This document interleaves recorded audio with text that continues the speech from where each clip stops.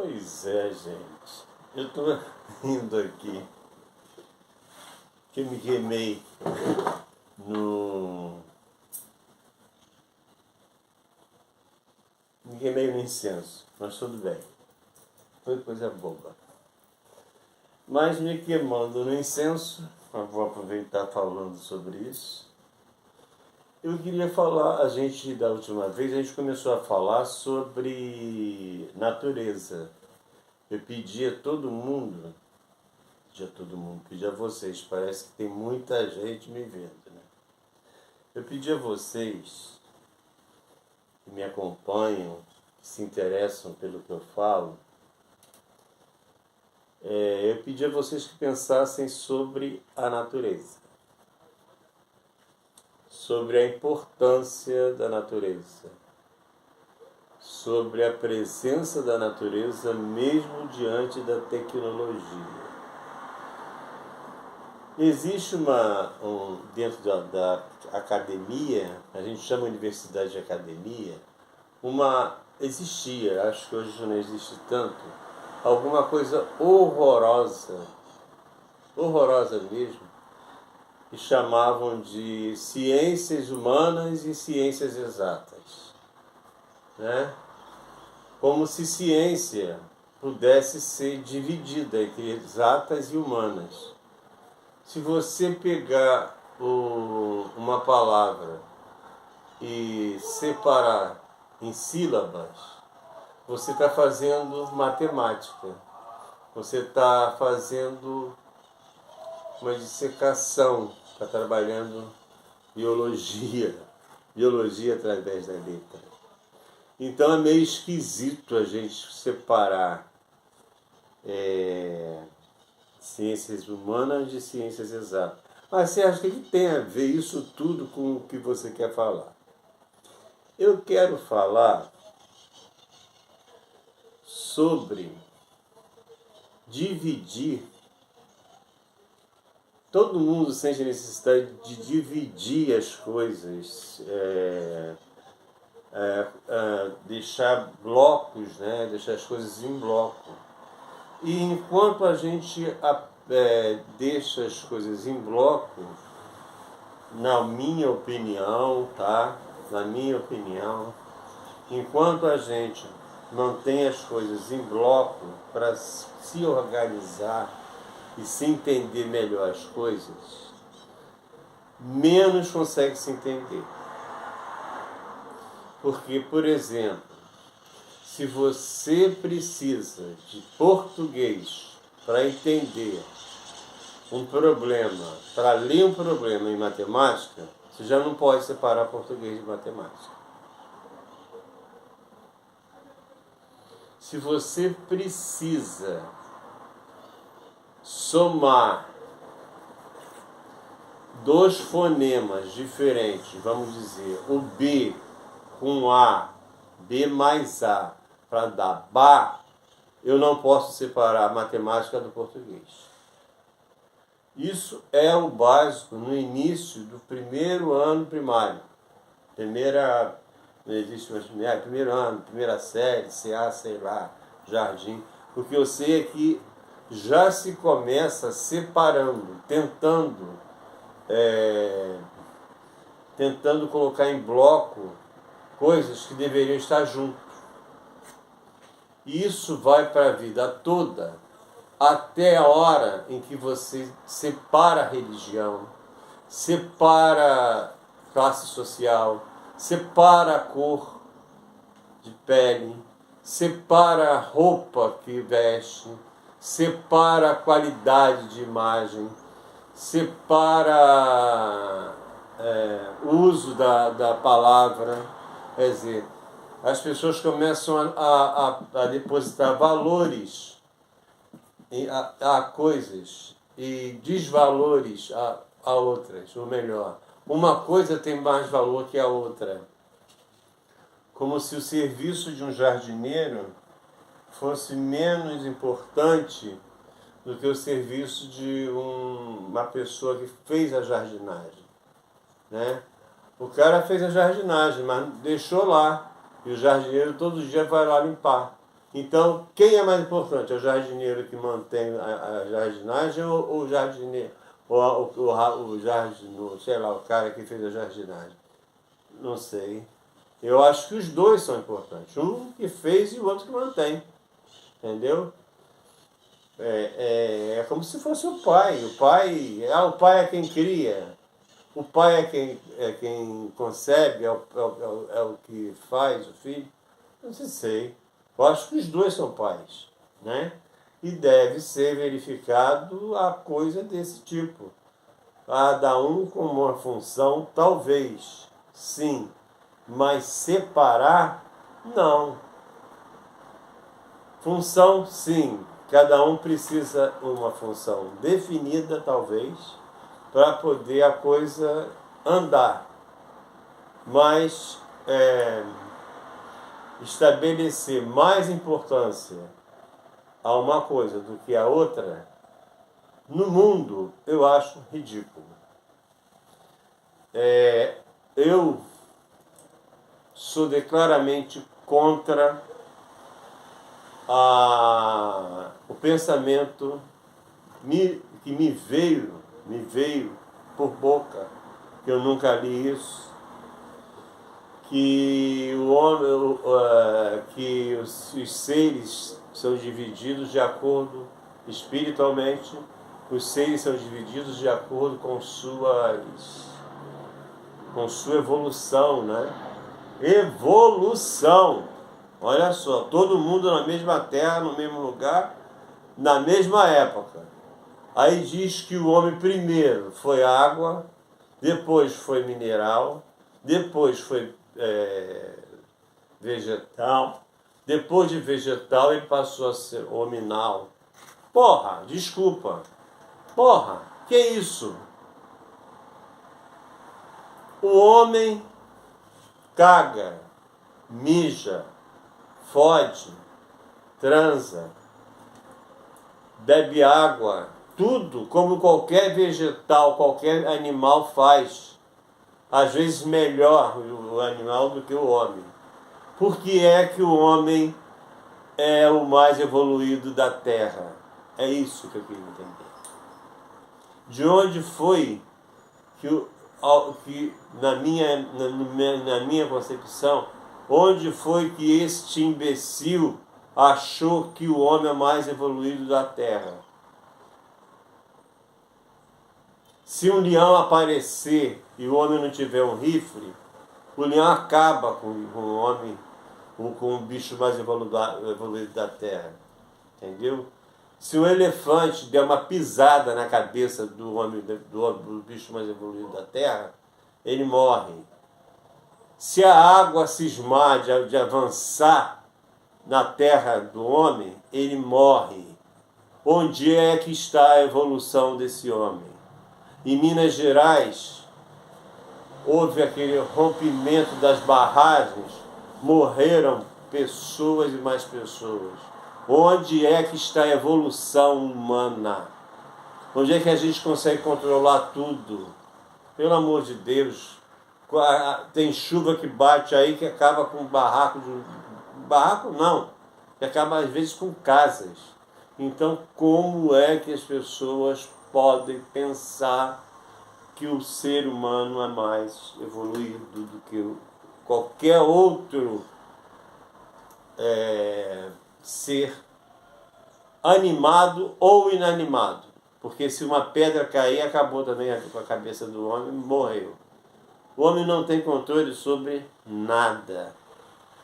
Entendeu? Ele aproveita, tá?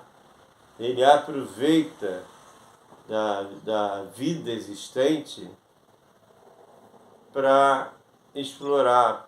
E tem mais. Dentro dessa evolução, né? Dentro dessa evolução, ele come o frango, ele come o boi. Olha só, boi não come homem, frango não come homem. E aí vem e me dizem que o ser humano, não, o pessoal que faz sacrifício de animais está entregando a alma para o diabo. É contra. Quer dizer, tem pena de matar um frango, mas não tem pena de comer o frango.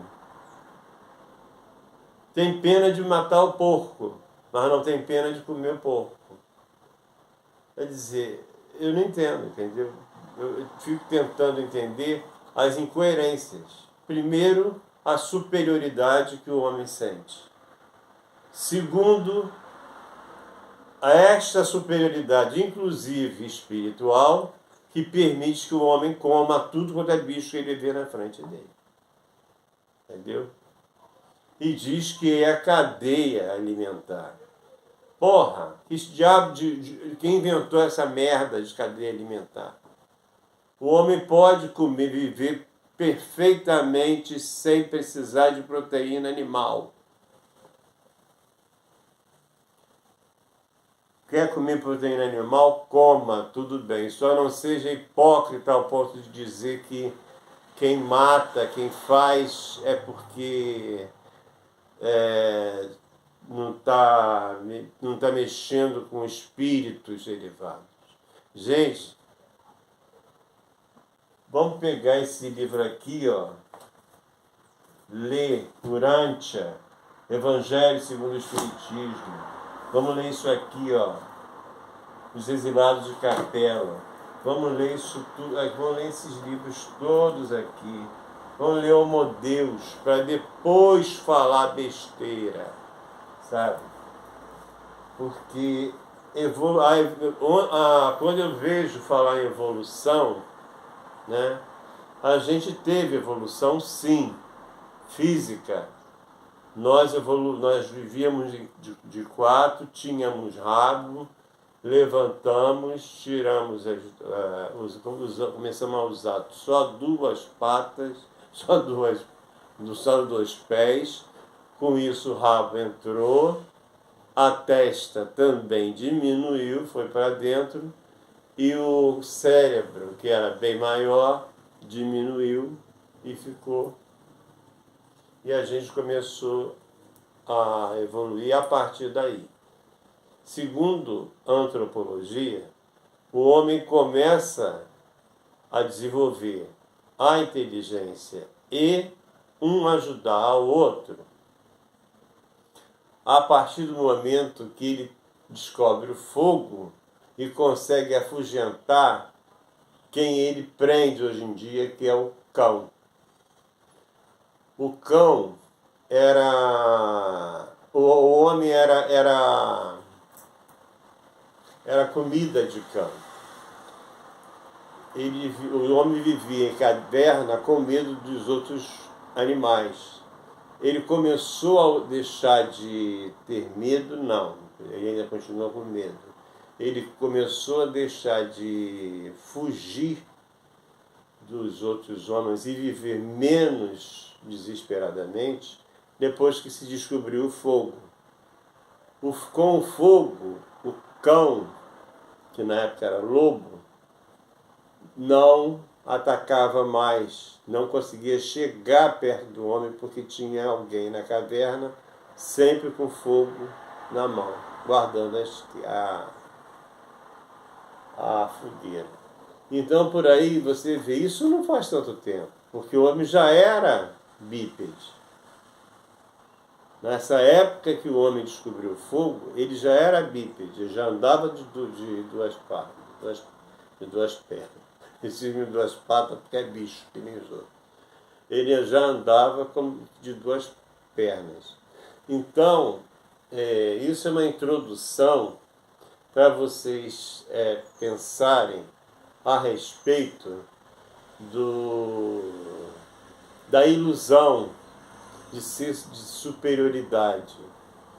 Porque é a partir dessa ilusão de superioridade humana que vem todas as outras. Entendeu? É a hora que você pensa que quem está te ajudando, fazendo limpeza no seu terreno, merece ser tratado como se fosse nem animal tem que ser maltratado, mas começa a ser maltratado porque... E aí a pessoa ainda fala, não estudou, que é pior ainda. Como se estudar fosse obrigação do ser humano. Então, isso tudo faz parte do curso? Faz parte do curso, porque quando a gente olhar para determinadas coisas, a gente está despido, completamente despido de determinados conceitos. Eu não digo nem preconceitos, eu digo conceitos mesmo, porque são embutidos na sociedade e às vezes a pessoa nem tem esse preconceito. A pessoa tem esse conceito depois que está casada com o militar, ou então depois que se chama de formado, que eu acho contra, eu sou contra formado. A pessoa faz graduação. Formado ninguém é. Médico não se forma, juiz não se forma. Eles estudam, eles se graduam para formar. O ser humano, para se chamar de formado, ele tem que ter vivido o suficiente para poder saber de tudo que se faz e de tudo que acontece dentro daquela área que ele estuda. E se vocês querem saber, eu, quando fui estudante de letras, eu era bolsista de linguística do CNPq, ganhava para isso.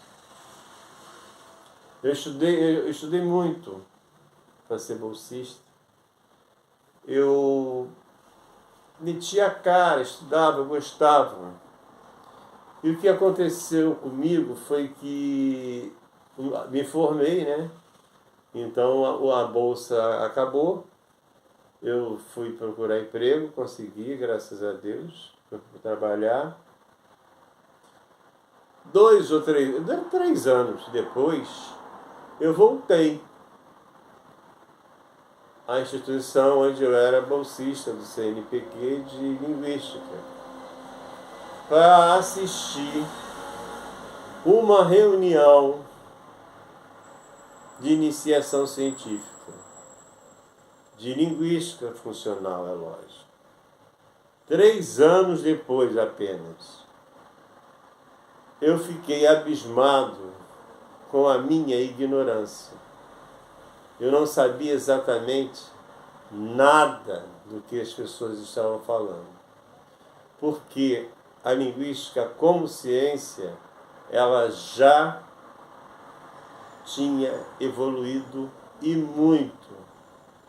Os termos que eu tentei usar para fazer perguntas sobre o que estava sendo falado foi motivo de chacota. Então, como é que eu posso dizer que sou formado?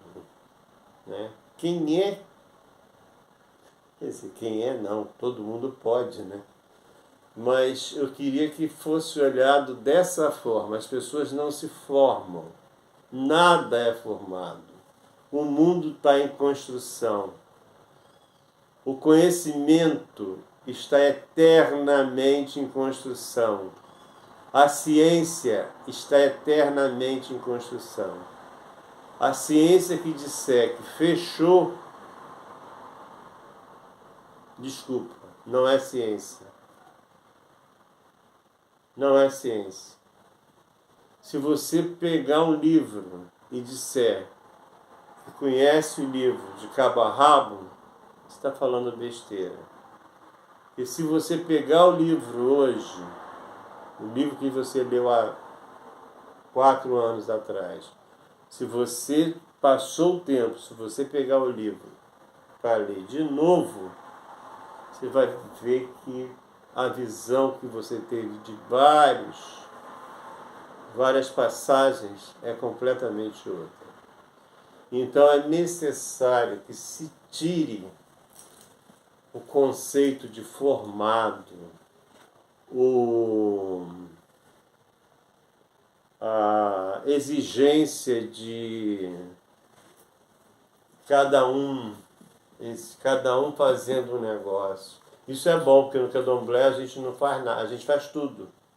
No candomblé a gente pode ter 25, 30, 80 anos de feitura, a gente pega a vassoura, lava banheiro, tira cocô de cachorro, tudo. Vai para a cozinha, limpa a galinha. Então, é isso. Você aprende novas coisas, mas a cada vez que você pega para fazer a coisa antiga, você entende que é feito de maneiras diferentes. Então eu queria que vocês, pelo amor de Deus, tirassem essa coisa de formado, de bloco feito, de função estabelecida, entendeu? Vejam as coisas como algo que rola, algo que acontece, que muda o tempo todo. Tudo muda o tempo todo no mundo, como diz o Lulu Santos. E a gente tem que encarar essa realidade. Né? A vida é muito curta para a gente estabelecer blocos de concreto e não mudar nada, não mudar a gente, não mudar a roupa, não mudar os móveis, sabe? Tudo por uma questão de tradição. É isso. Não falei demais, eu queria falar de menos. Falei 22 minutos quando era para falar 15. Um beijo.